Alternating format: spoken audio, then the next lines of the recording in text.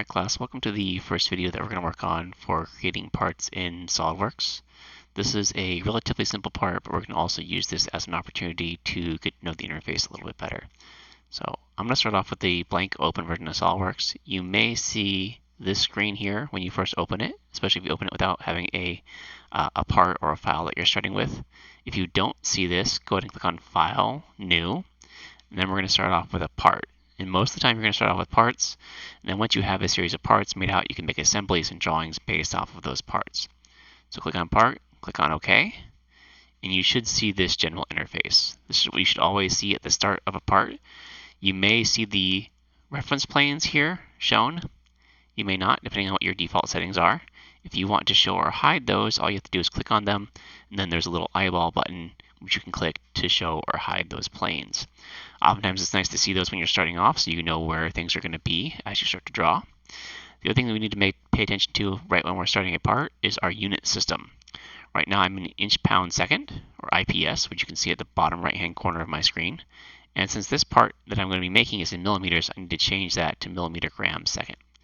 So then I've got a part open and I've got my unit set. I want to save this. So I'm going to save this using the File Save As menu. Again, you can see that under the File and then Save As.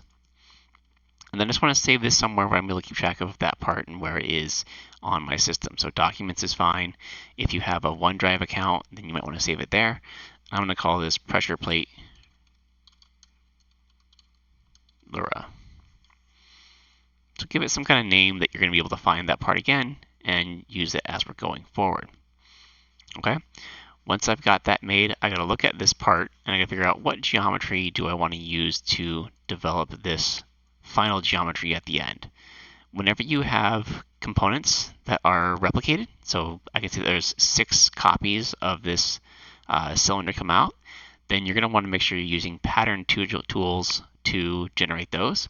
So I'm going to probably save that for later in the part.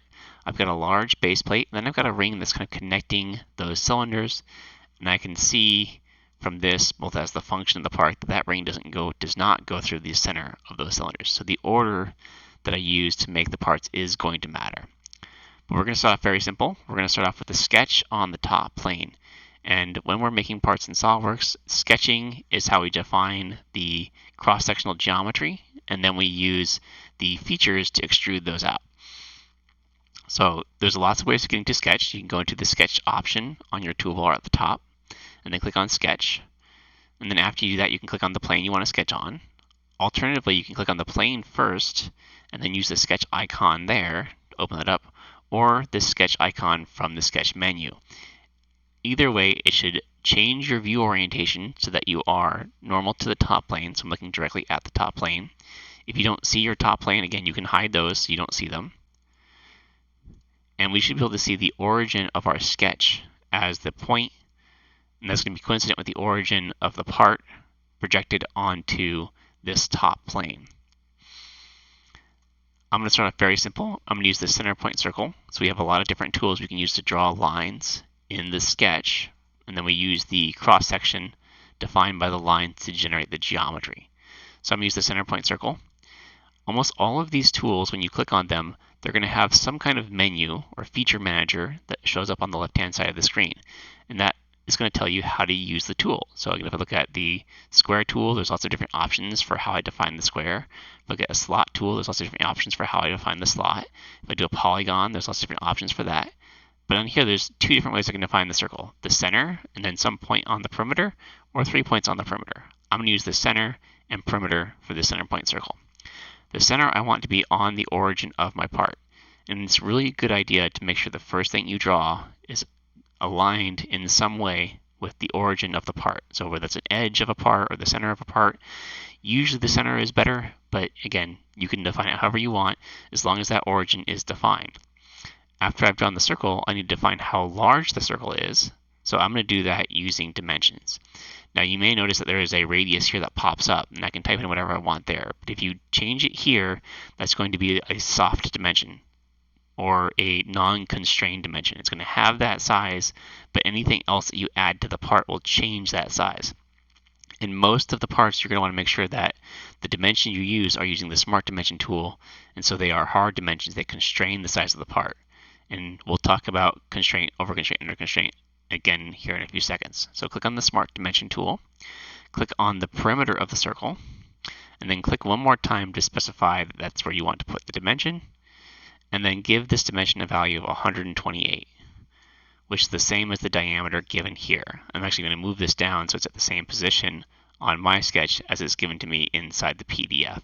You see the 128 there and the 128, and I have the symbol indicating that this is a diameter, which is good because I can actually toggle these between diameter and radius, and you can see that those two are basically half or double each other. Once I've got that, I can actually use this to create the very first geometry that I'm going to use on this part. So I'm going to go into the Extrude Boss Base. You can see that when I click on that tool, I thicken this cross section, this circle, into a plate. And that's how we're going to make the vast majority of our parts in SolidWorks. We're going to draw a sketch that defines some cross-sectional area, and then we're going to use our features to thicken that sketch in different ways to make 3D geometry. So I want to figure out how thick it needs to be. I'm going to go to this side view here, which shows this part from the top view cut in half along this line AA. And I can see that this top plate here, imagine kind of cutting this in half and then rotating it 90 degrees, has a thickness of 7 millimeters. So I'm going to change this height to 7. And then after I've changed that, I'm going to click on the green check mark to accept that geometry. I've got the very first feature in my part. You can rename these. You don't have to. I'm just going to slow click on it to change it. You can also right click and then change to rename tree item. I'm just call this bottom plate. Now, I often don't rename my features in SolidWorks just to save time, but as you're working on more professional projects and you want to keep track of things and share them with other people, having names on these features is very helpful. To get the hole in the center, I can use very much the same process as I did the first time. I'm going to start by creating a sketch on the top plane. And again, you can do that by clicking on the top plane. I can click on that from the model tree here on the left or from the view window if I have the plane shown. And then clicking on the sketch icon or going into the sketch menu and clicking on sketch. And this is the exact same process I used before. So again, I'm going to use the center point circle tool. I'm going to have that start on the origin. And then I'm going to click over to the side. And I will then give this a diameter of 25 millimeters using the Smart Dimension tool, just like I did last time. And we can see that I now have this sketch. It's important to note that I don't need to leave the sketch tool to use the feature manager. And when I'm doing this, just like I did last time, if I go into features and I click on a feature while a sketch is active, and I can see that the sketch is active because I haven't left the sketch yet, then it's going to use that sketch for that feature. So if I leave this sketch, you notice that I'm now back into the standard kind of interface, and my sketch went from being black to being gray. And so you can see that I have got the sketch and I've got the sketch 2 feature. If I want to go back into that sketch, I can right click and then edit the sketch. And now I'm editing the sketch on this part. Same thing with my bottom plate, except for this now has the sketch 1 absorbed into the bottom plate extrusion feature. And I can change either the feature or the sketch. If I click on the feature, it's going to change essentially the height of the extrusion. And if I click on the edit sketch option, it's going to bring up that sketch. You'll also note that this sketch has a black line, whereas when I first drawing the sketch, it has a blue line. And if I delete this dimension here, you'll notice that it goes back to being blue. That blue line means that this is underdefined or not fully defined. There is some aspect of this is not fully set up. Again, I do want to make sure I have that 25 dimension, so I'm going to put that back in. And you'll notice I also have this constraint coincident between the origin of the pressure plate and the center of my circle. And that's going to keep that circle centered with the other one. Once I've got this sketch done, I'm going to use an extruded cut to cut the hole in the center of this part. Now you'll notice that this one's actually going in the wrong direction. So I'm going to flip the direction of that extrusion. So it's going in the same direction as my original one. I'm actually going to change this from blind to through all. Now you'll notice that I only need this to go 7 millimeters, and I could just type in blind and have it go 7 millimeters. But that's going to be less resilient to changes in this part in the future. So if I change the thickness of this plate at some point in the future, then I would have to change this in both locations, both sketches or both features to have it match, whereas this through all is always going to cut all the way through the part. So if you can, you want to use these drop-down menus here on both your extrudes and your cuts to decrease the amount of revisions you need to do if you ever want to make a change to this part in the future. So there we go. We've added our first negative geometry. So we added the plate, and then we cut out the hole in the center. We can repeat this process multiple times to get the different pieces that we need. The next thing I want to do is I want to add the rib that connects all of these cylinders. And the reason I want to add this first is because when I cut the hole for each of the individual pieces, I want to make sure it cuts through that rib as well, rather than leaving the rib in the middle of the hole. And I'll take a quick break and show you what that looks like using both ways after we've got both the geometries defined. We're going to use the exact same process as before, except for the rib, we don't actually want to define the extrusion and the hole as two separate features. We're going to do them in one feature. So go back to the top plane, and again, click on Sketch. Hopefully you're getting familiar with that idea of clicking on a plane and clicking Sketch. Then I'm going to draw two circles this time. I'm going to draw the inner circle and the outer circle. And then I'm going to dimension them based off the dimensions shown here on the top view, which are 75 on the outside and 65 on the inside. So go ahead and click on the outside circle, give it a diameter of 75, and the inner circle, give it a diameter of 65. Don't worry if they get swapped, because it's going to scale that appropriately based off the size. And now with those two circles, I'm going to again use the Extrude Boss Base tool to give it a certain height. And you can see right away that with this, if I give it a height of 19, it uses the positive space between the two circles to generate both the outer and the inner portion respectively. This only works when you have a closed contour. So you can have a plate with holes in it, anything like that, but you cannot have a self-intersecting line. So each of the geometries or the combinations of lines you draw need to form closed loops that don't interact for this to work properly. So you can force it by selecting specific regions of a self-intersecting geometry, but generally you want to avoid doing that. So I've got my two circles defined. I've got the height of this set at 19 millimeters. I'm going to go ahead and accept that. I've got this rib defined.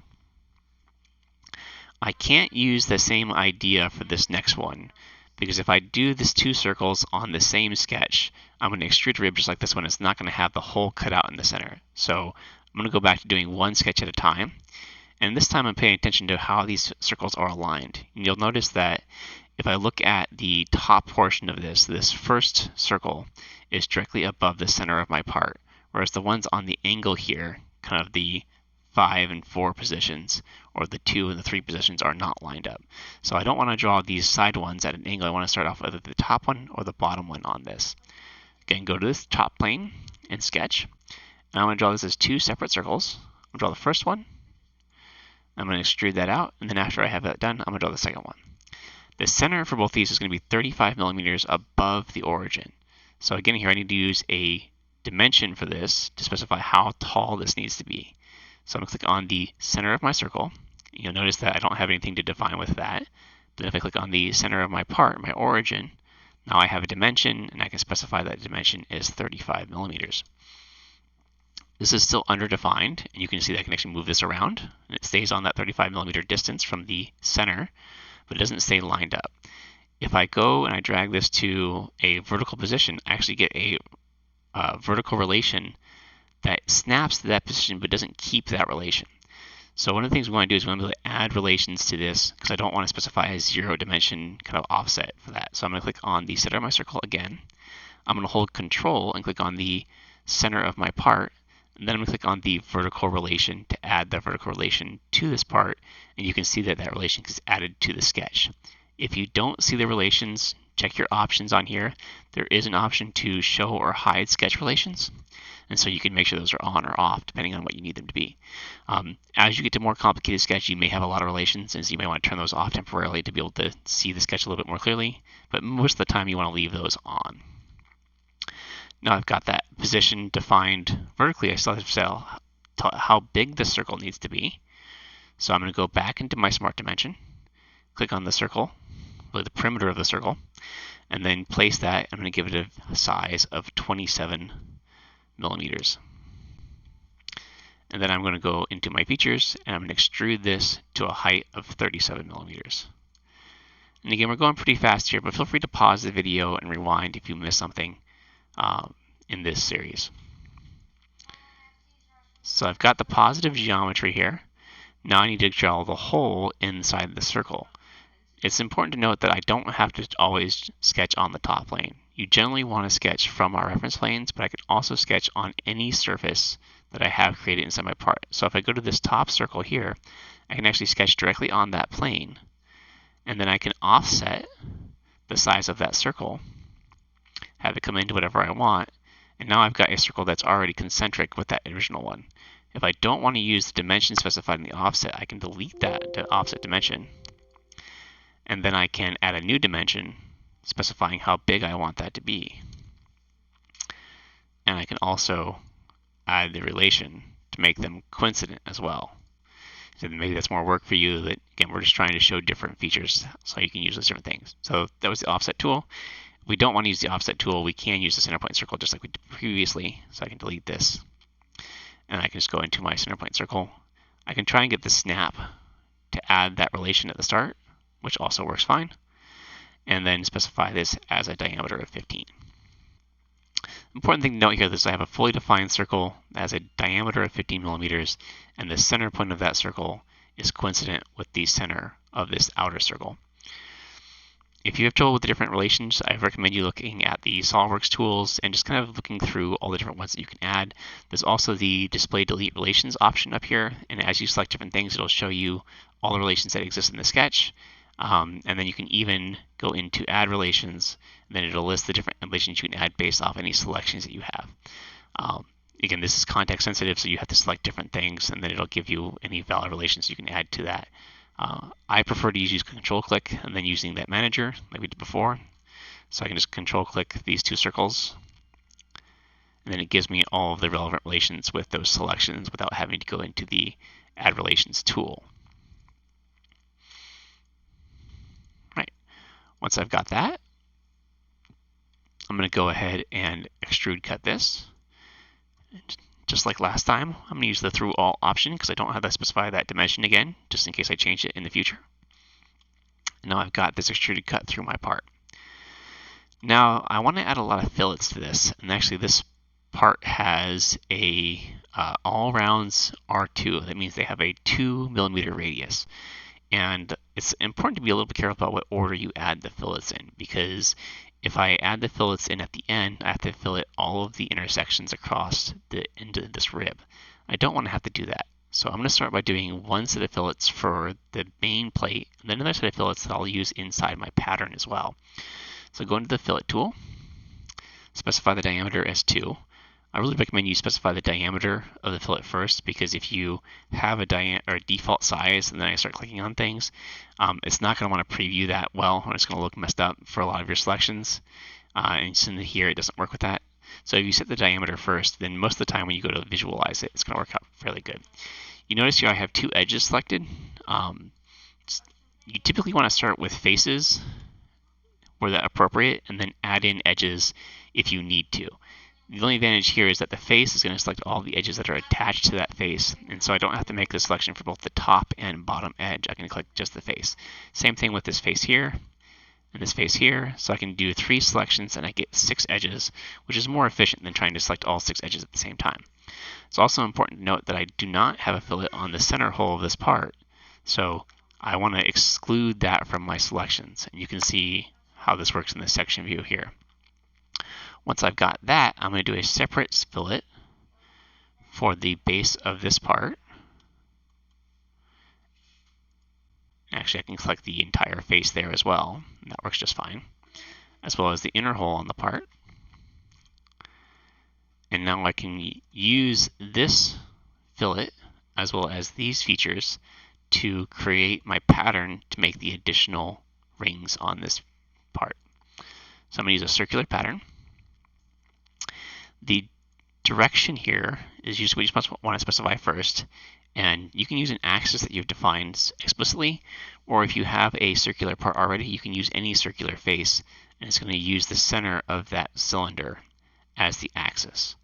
Then the features I want to copy are this extrude, the hole, and the fillet. You can select those from the feature tree as I just did there, or you can also select them from the model tree. If you click on the little drop down here, that'll come up after you've already selected the feature.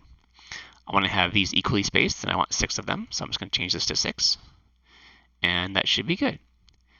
One thing that you can note is that if you're having trouble with the pattern tool, there's options here inside the pattern tool for geometry patterns, and then also options to use bodies instead of features. So if you're having issues with getting that to work the way you want it to, try changing the options you're using to use some of the different pattern kind of settings. It can be a little bit tricky, but most of the time if you're careful about how you define the features, it should work fine. And now we've got a finished part. What I want to do to verify that you've made this part correctly is go into your tools, into evaluate, and then measure the mass properties, which will give you the volume of this part in cubic millimeters. And so you should have a volume of 152,000 cubic millimeters, and yours should really actually be exactly the same as what I have here, 152,892.01 cubic millimeters. And then you're going to go onto Canvas and you're going to modify the part as is specified in here. And it's going to have you change the thickness of this bottom plate and then give me a new volume for that part. All right, thanks for watching, and I'll see you all again next week.